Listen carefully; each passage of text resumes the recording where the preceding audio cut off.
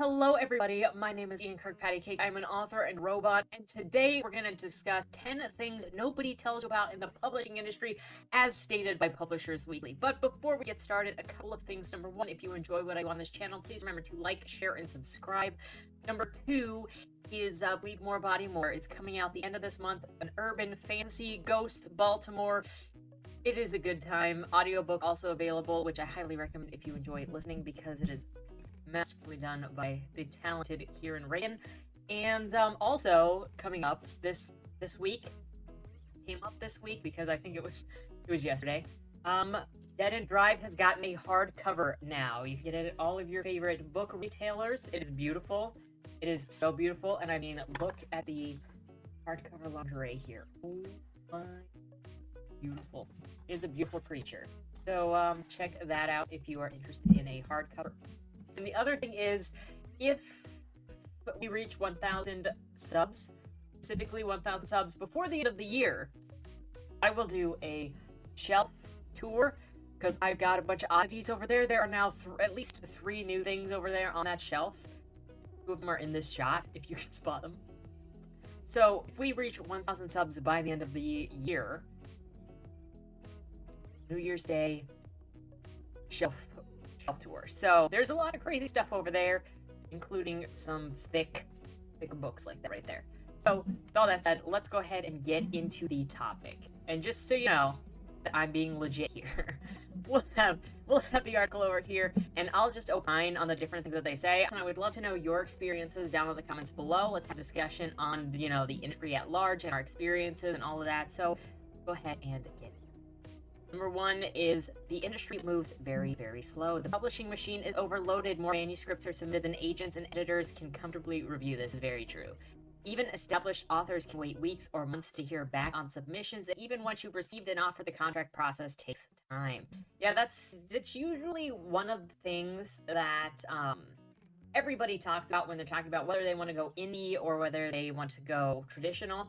And a lot of books that you see coming out now that went the traditional route were acquiesced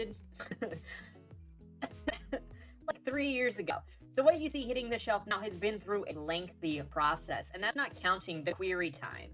But every time you submit to anything for these, it's a very long time. Like Bleed More, Body More is in a handful of contests, and I entered it in contests like 2 or 3 months ago, and I'm not going to hear back on most of them until like spring and summer of next year.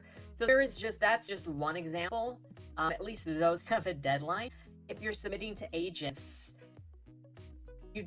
or indie publishers, you usually don't even have that deadline. And also on top of that, you don't even know if your manuscript has been reviewed because stuff can get lost in email addresses, and you can only assume that the agent saw your thing and just declined, because most of the agents will tell you, hey, if I'm not interested, I'm just not going to respond because I get too many emails.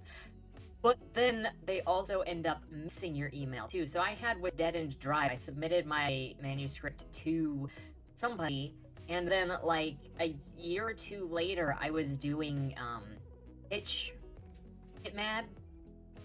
I was doing one of those things on Twitter, and one of the agents that I submitted it to requested that I submit to them. And so that I can only assume from that my email or my manuscript got lost in his email, or he would have recognized it. I don't know. But that's what happened, and you can never know which it is. You can poke agents sometimes, but usually they say if I don't respond, it means I'm not interested.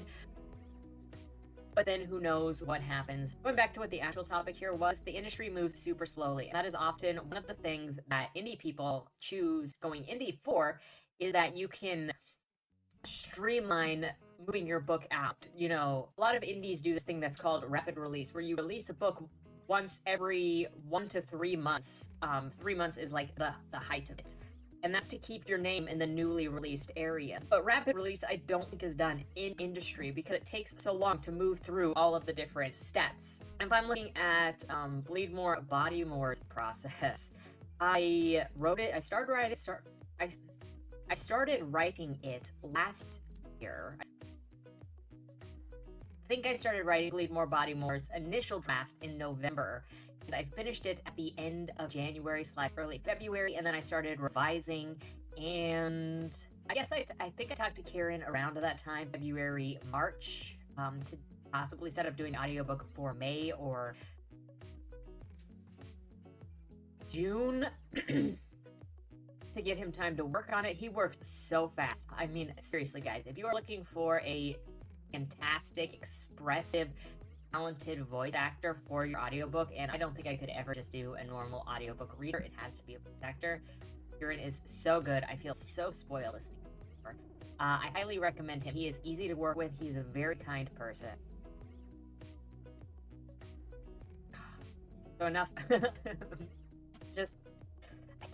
Okay. He ended up picking the book up in August to start recording, and right now it's going through the second revision, minute detail changes, and some of my bad because I'm like, ooh, this would be good here. That's the problem with me now. I think of stuff as I'm listening to him because he is so inspiring. My gosh, I'm like, oh, this would be good here.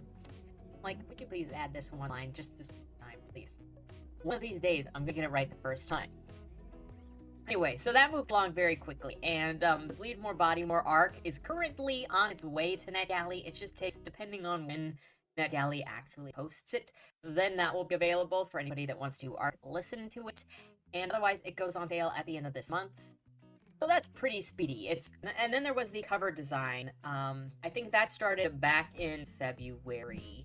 I have to go open the files and look at the files, but cover design really probably started after revision when I was doing the copy edits, because I was like, okay, this is going to be the next book. I thought Dead End Drive 2 was going to be the next book, but Bleed More Body More was just like hit the ground running and going fast. And so I think the cover for that might have taken about a month. It was not long, and Sam was trying so many different things. For the background specifically, I did give him a concept, and then he just went with it, and it is so beautiful.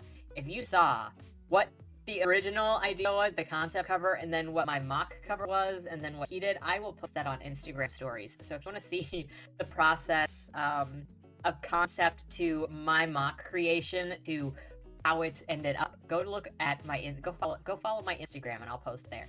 Getting back, again, I just rabbit trailed, but getting back, indie moves so much faster than industry. Industry has to go through so many hoops. You've got the long wait for being agented, and then your agent has to shop publishers, and then so that's basically the publisher. That's basically the agent querying publishers. So again, you're in for a long wait, and then there are negotiations for the contract, and then there's revising and editing that maybe your agent wants you to do, and then once your book is acquired by a publisher, they might have things that they want you to change, and then they also have their in-house cover artists that are working on all of the other books, and so yours has to fall in line, and then there is all of that other prep. And the one thing that I really agree with for moving slowly is making sure that you are prepared to launch your book months ahead of time. Like, I know a lot of people in indie like to go, okay, now my book is going live right now and go.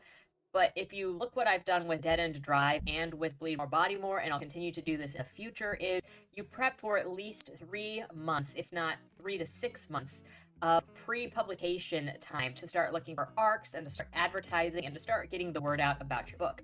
Now, I'm already talking about my next book, which is Boom Boom Boom, a satirical thriller. And I'm not even quite at the 6-month mark, but I don't have a cover for it. And so you really just see me talking about it and it coming out, but not necessarily a whole bunch of detail on it. But come December, be prepared to start hearing more stuff about that. But I think it is super helpful to prepare at least 3 months ahead of time and to start looking for arcs and to start sending your book out to people if you know places to send it to start getting feedback built or reviews built or getting the word out. Because if you give yourself that prep time, it helps build for the release, as opposed to if you just instantly release and then you have to try to catch up with the marketing to try to get people to notice the book once it's already out. But those are just my opinions on the prep and the build and the anticipation. And I'm a fan of all that. It does feel like it has been freaking forever just waiting all year for Body More to finally come out. Anyway, moving on to the next thing. We spent so much time on this first point. Number two, there are more gatekeepers than you think. I think there are so many gatekeepers. At the pitching stage, it seems like there's only one person separating you from the bestseller status is the acquiring editor. In reality, players at several key stages need to get behind your work. Pre-readers often triage submissions for editors.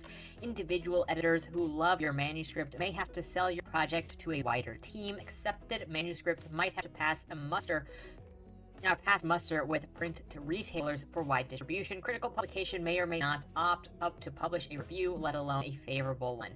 Yeah. So there's your agent, there's the acquiring people, there are any interns or previous people that might look for stuff to send to the agent, like I mentioned before.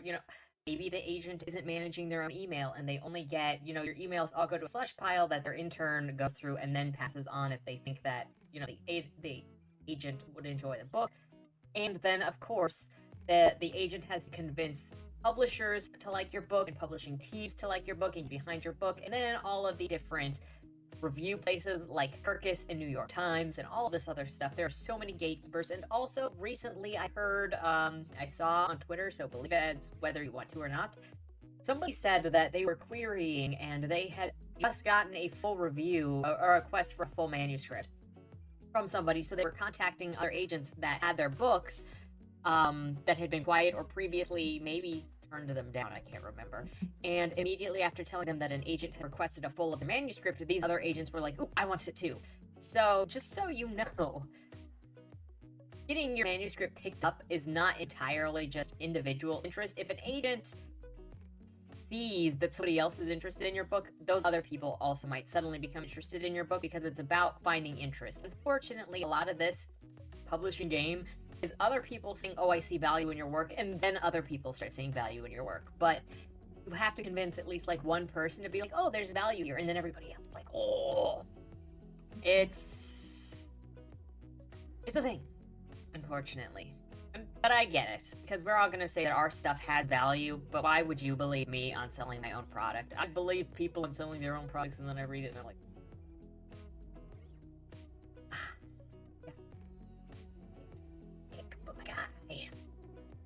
Number 3, not every deal is a good deal. For most early career authors, being offered a contract, any contract, it feels like a goal, like it'll validate the quality of your work and your status as an author. What seasoned authors know is the difference. Publishers have different goals, different marketing philosophies, and a different access to readers. Each contract has its own small print. A good deal is a deal with terms that are balanced and fair for both parties and that serve authors' career. This is one of the places where agents come in handy, theoretically good agents specifically, because they should help you negotiate a good contract that doesn't screw you. Especially look out for vanity presses, and I think it's mostly vanity press, which will act like publishers, but they're really just self-publishers acting as publishers to make money off of your book without really not for you. And I've seen people get super excited because they were accepted by a vanity publisher, but they thought that it was a legitimate publisher. And having that boost of somebody seeing, like we just talked about, the gatekeepers, and like feeling like somebody accepts your work and is like, "I see value in this work," it is a huge ego boost. You're like, "Oh yes, somebody sees something in me that I knew was there, but now I got outward validation."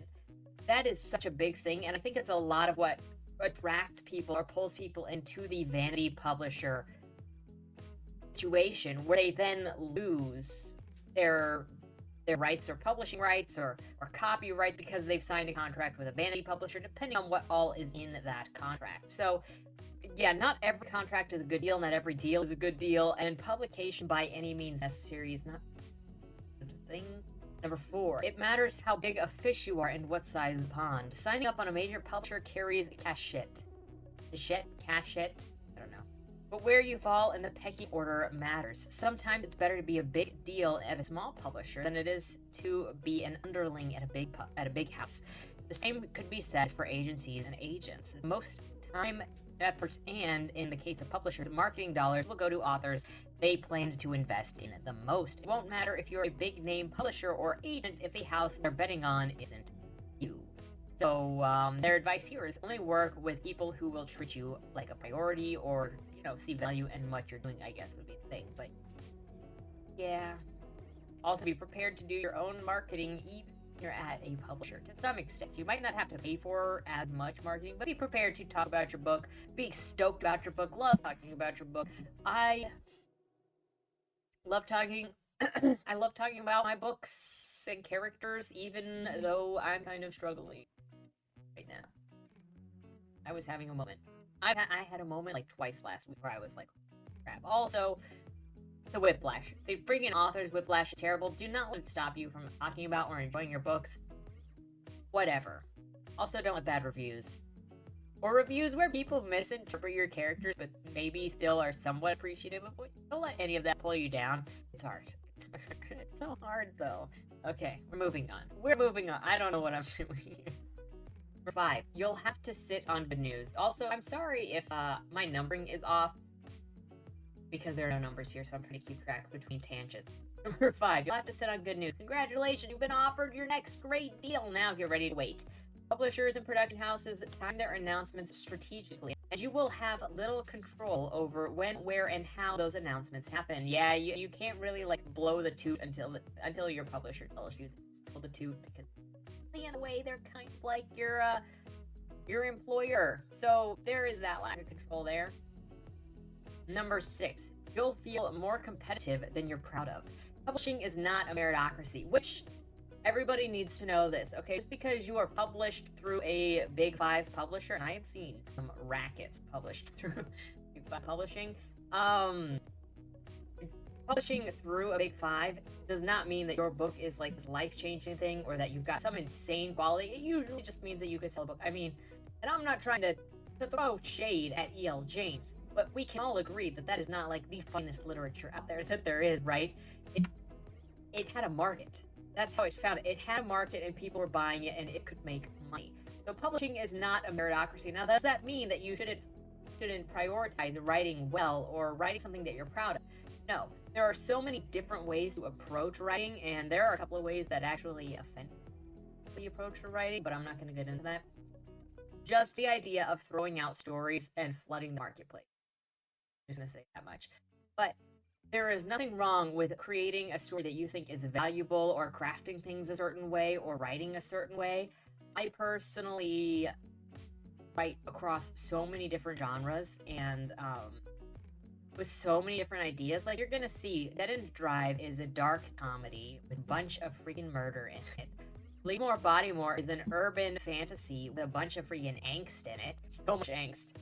But what do you expect with an emo style skater as the main character? And then Boom it's a satirical thriller that is actually super lighthearted. And nobody dies in it. But it's super lighthearted. What else do we got? Oh, and then, oh my gosh. The next year, next fall, I'm returning to Bodymore for Bodymore 2. And what comes after that is more of a literary horror through the eyes of a serial killer, and you just watch his fall, and it's gonna be tense because you're gonna be watching this character like be in uncomfortable situations until he breaks. But they're all such different things. Where are we at? Competitive meritocracy. There we go. So there's a way to, if you continually put out stuff in the same genre and you get really popular in this niche, you can get really good returns if that's what your focus is, on money. But some people have more of a focus on telling a story or showing perspective or showing a point, some of these things, or they just want to write or have fun instead of making money. And these are all different things. Publishing is not a meritocracy, it's a business, and so they look for what will make money. Just how stuff like E.L. James got published in the first place, because it makes money. So don't think that just because you're not a Big 5 that you don't have something of value to do, but also just the freaking fight between the people that are like, I'm gonna flood the market with a bunch of books and don't waste any time making it special because nobody's gonna remember you anyway because of all the books that are published. Well, yeah, maybe if you write the books that line the used bookstores, you're not gonna be remembered. I'm just gonna continue before I start throwing shade that get me in trouble. The more you hustle for book contracts, write deals, awards, and accolades, the more inequity you'll see. The quality of books you write won't always line up with the size or status of deals you land, let alone the level of recognition you'll receive as a creator. A culture of competition among authors can amplify hard feelings on all sides. jealousy among authors who feel passed over, to a sense of abandonment among authors whose friends dwindle the more successful they become. Well, number one, make friends that actually care about you. Like, I talk about Sam as BFF forever, for life, Ryan, Ruth, a number of people in my life that it's not just like I know them and I feel comfortable with them, but it's like we're there for each other. And that's what you really need in good friendships, people that you can trust in that way, and not just acquaintances. You have to say that a lot of authors see each other as competition, but I don't really think that other authors really are competition. Not because I think I'm so great, but I think every author brings a very unique perspective and story to tell, and the characters that they have and the experiences that that author has that they bring to the books are always so different. I'm not in competition with anybody else that is writing this urban fantasy because I'm the only one that can write Bleed More, Body More. Even if somebody else writes a ghost story set in another town, they're going to have completely different characters, completely different visions, completely different experiences that influence and create the themes in their stories. We're not competition because we're the only ones with our own voices. Now, you might be like, but the competition is for selling dollars. Well, sure. But people are going to come to you for your voice and your imagination and your creativity. And Stephen King existing is not going to stop people from being interested in you if they want to hear what you have to say.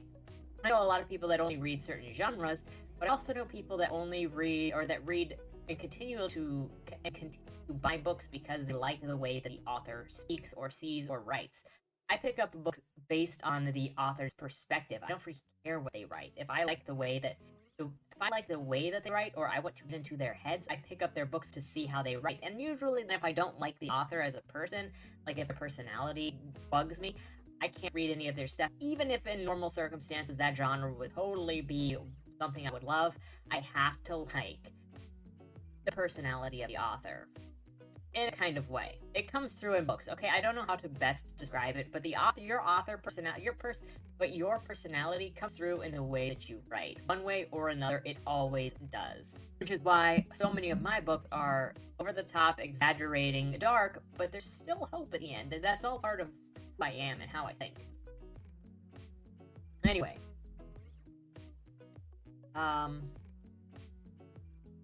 Yeah. It's really easy to feel competitive with other people, especially, oh my god, it is such a big problem.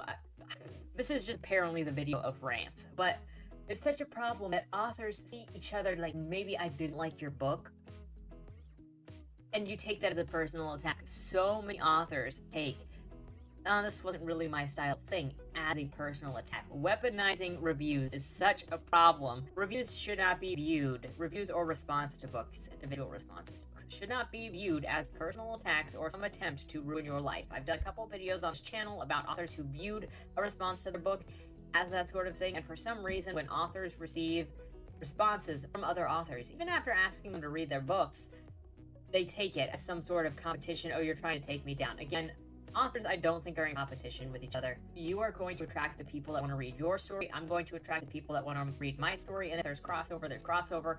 But just because they read me, they're not going to not want to read you. I am like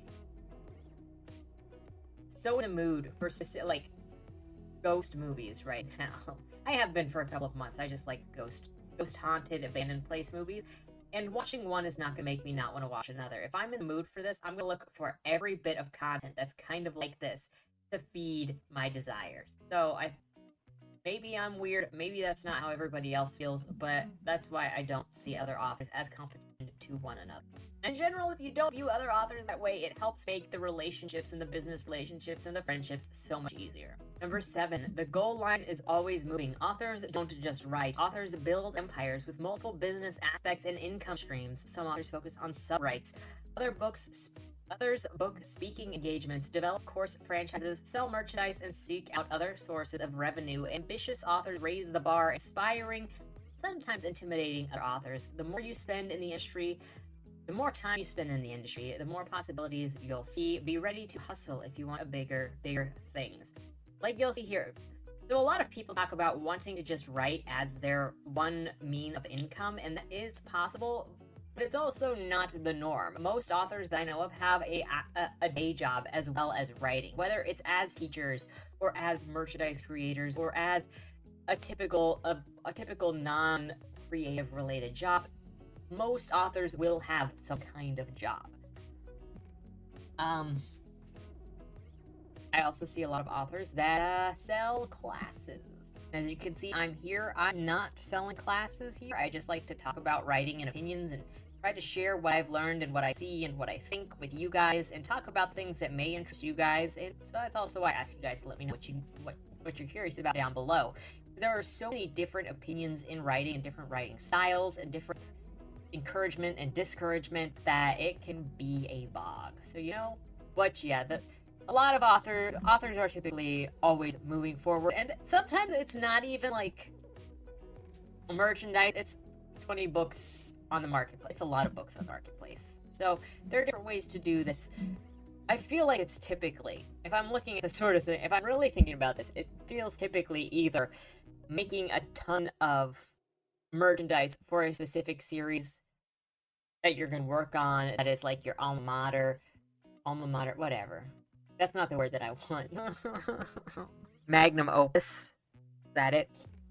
Or just dominating a niche, like a genre niche. Those feel like the two things, and then putting a bunch of books into that. Those feel like the two main hustles that I see.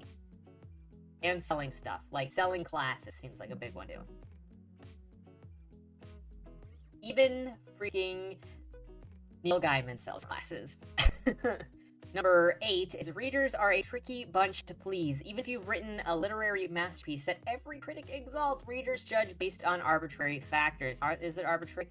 They may gripe about a story element that is transparently stated or editorial decisions that fall within the boundaries of a genre. They may even penalize authors for perceived moral transgressions, profanity, religious persuasion, sex. So, yes, readers are tricky because everybody reads the books with their own personal likes and dislikes in mind, and also their own perspectives and what they're paying attention to, and something that you might think are obvious, other people might not think are obvious, and everybody has their subjective likes and dislikes in a book, and that's just what you're gonna get. Recently, I got a review with Bodymore that says Joey is way too masculine, but she's like a tomboy. That's kind of her thing. I had somebody with Dead End Drive that said they didn't know what year it was when at the very beginning of the book, and also chapter 20, it says the year underneath the chapter. Like, that immediately sets the chapter outright. And then you've got stuff like MTV playing When I Think About You, I Touch Myself, and mentioning Pretty Woman came out 2 years ago or a year ago. I think it was just last year. Pretty Woman got into blah, blah, blah. But they had no idea what year it was. So everybody, just know that readers bring their own opinions and their own sets of focus and all of that to your work. And if a reader doesn't like what you've done, it's not a ding on you or your work. It's just that wasn't to their taste. And that's why there are so many books out there, so many styles out there. The books that I like, you might not like, and vice versa. And those things are just, they exist. Readers are not a monolith. That's really all there is. And you don't need to focus on readers that don't like your work, because they may not be your typical reader. Also, a lot of readers will read your book, dislike your book, but want to give you as an author another chance because they like your writing style or your personality or your imagination. They just don't like this idea. In general, just be nice to readers. Know that readers are not a monolith. They're persons. I'm a person's. You're a person's. We just like reading books. That doesn't mean that we like every book. That's about it. Number 9, it takes a long time to get paid and income is sporadic. The industry pays advances for a reason. The editorial cycle relegates authors to long waits before the first royalty check arrives. Publishers' payout range from monthly to quarterly to biannually, with long lead times if you're routing through an agent. And even when money is rolling in, bigger checks come with new releases. Sales taper off as books age. Build financial scaffolding designed to weather inconsistent income patterns. This is what has to do with the hustle of finding, side hustles to go along with your writing. And it's similar-ish when you're indie, except you might get paid like every 3 months. And then finally 10 of the intangibles make the struggle worth it. If all of this sounds terrible, just wait until a fan writes you an email telling you how much your book meant to them, or until a mega author sees your work and says something kind. Wait until you're at a book signing and a fan is ecstatic to meet you. Wait until you find your writer community and realize that you've made a set of lifelong friends. There's been more gravy if you're doing well, from bestseller lists to international travelers and seeing your work adapted to the screen. Don't be discouraged, the intangibles will come and they make up for a lot. It just takes a while to build up to finding those intangibles, and you never know when they're gonna happen. Like, I'm pretty sure TikTok is making a lot of books randomly popular because TikTokers are just like, oh, here's this, and then somebody's suddenly getting a bunch of attention they never had before. And you never know when it's going to be you, where you're going to be boosted, and how you're going to be boosted. Frick, maybe you get boosted because people are streaming on your book. But guess what? You've sold 1,200 copies. Like Empress Teresa, he still sold 1,200 copies. I mean, how many authors wish that they could sell 1,200 copies, even if a majority of those 1,200 copies were people that just wanted to make fun of him? I'm pretty sure most of us would I'll take 1,200 copies. Yeah, maybe not. Maybe there's a lot of people that would not take that raw deal, but it is possible. I have met all of my better friends through writing. Like, I met Sam through writing, role-playing on Gaia Online forever ago. Best friend could ever ask for, and I don't see anything happening to that relationship because he is such a fantastic person and he means so much to me, and we just connect on another level. I met Ruth through writing. I met Ryan through writing and reading. And so all of the greatest people that I have in my life, I've met through writing. I have other friends that I don't get to communicate with quite as often, that I still met through writing. Like, I was at work and she had just started, and it was like 2 or 3 days in, and then she told me that she was working on a YA fantasy, and then we just started writing, and then we just started talking about writing, and now it is 7 years later, and we're still in contact. She just lives further away, and so we don't really talk to each other as often as other people that I know. But she's still one of the better friends. So you do make really good friends if you really, really connect with people, but also know that you're not going to connect with everybody in the writing community. I've heard of some recent drama going on with writing community backstabbing. Everybody's not going to be your friend. Protect your heart, but also open your heart. Anyway, those were the 10 things nobody tells you about a publishing industry. I will link this article down in the description below if you're interested in checking it out yourself, and let me know what your thoughts are on any or all of these pieces of things or advice, or if there's anything that you think Publisher Weekly left out. I would love to hear from you. With all of that said, thank you so much for watching. I think that's all that there is to say. Have a great weekend and don't die. Was that Wayland Cross in the trunk? Do you know, or is that something that's still being figured out? The person in the trunk was not Wayland Cross. Is he in trouble? We don't know who did it, but as the owner of the car, the longer he's missing, the worse it looks for him. Cross isn't a killer. For the last couple of years, the average number of murders in Baltimore has been over 300, and it's been going up. Mind you, that's only whatever the badges count as official murder, and believe me, there are people that don't count when they die. Wayland? If you're down here, tell me. I'm not talking to the badges, I've been looking for you. They found a body in your trunk. Why? Did you do that? To the left, plain black letters read along the wall, You walked in the corridor. once that ends, you chose the dark is on the right. My vision goes blurry, flickers black and black for longer intervals until I can't see anything at all. I'm not screaming anymore, but my voice echoes back to me. Where the hell am I? You're dead, Josephine. Even smart people do stupid shit sometimes, right?